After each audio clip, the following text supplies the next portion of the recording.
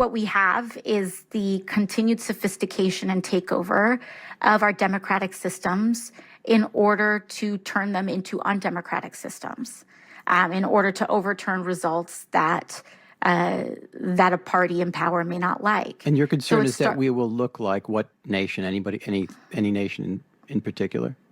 I think we will look like ourselves. I think we will return to Jim Crow. I think that's what we risk. Our very patient reporters are back with us.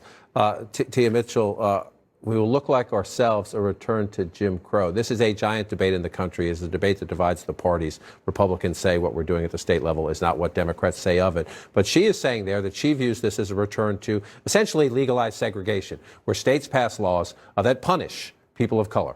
Yeah, and you know, she's not the first person to use that terminology. We heard Jim Crow 2.0 when Democrats were criticizing states like Georgia for passing new restrictive election laws. And, you know, I know that conservatives like to quibble with that phrase Jim Crow because it does evoke a very dark time in American history.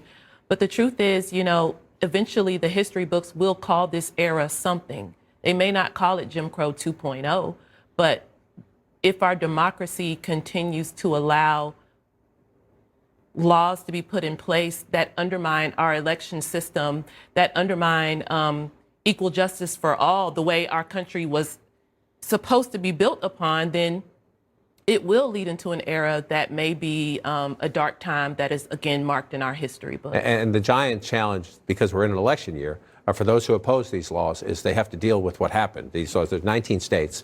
19 states have passed 34 different laws that restrict voting acts, essentially roll back the way people were able to vote in 2020.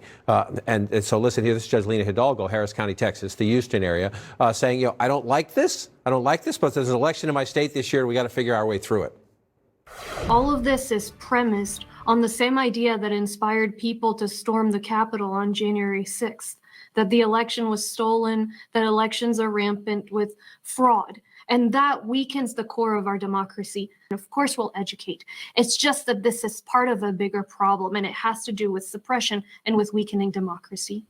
So you have big arguments about this is wrong, about what are the elements in our society that are trying to chip away at our democracy or even attack the United States Capitol if you don't like the outcome of an election. But then you have the real here and now, that if you're making it harder for people to vote, and the Democrats believe making it hard for mostly voters of color who would vote Democratic to vote, what do you do this year?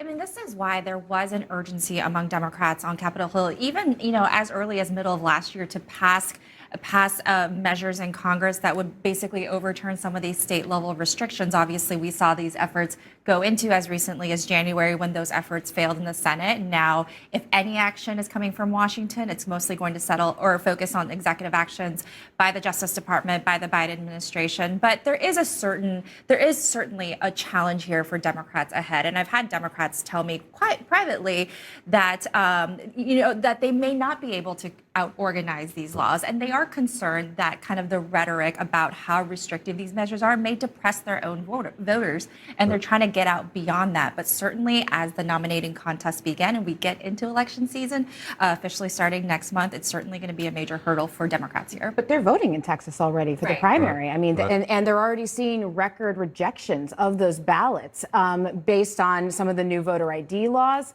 And I mean, our reporter Ursula Perano had a story yesterday about this, how the activists are saying this is a nightmare and they're trying to educate it. But, you know, these things it's already happening. And you're absolutely right. It starts March 1st is when the first primary election is in Texas. And we're going to see this unfold state by state, because so many states, it depends on where you live as to how accessible the vote is. And you mentioned the nightmare. I'm mad as hell. This is Pam Gaskin is a woman in a CNN story about this. News organizations are looking into this. She grew up watching her father pay poll taxes for himself, other African Americans in Galveston County.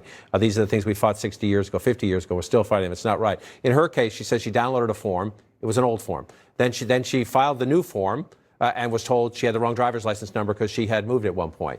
This is the challenge. Right. And the question is why. You know, again, going back to Georgia, when Republicans were changing the law and journalists at my paper and others would ask, why are you doing it?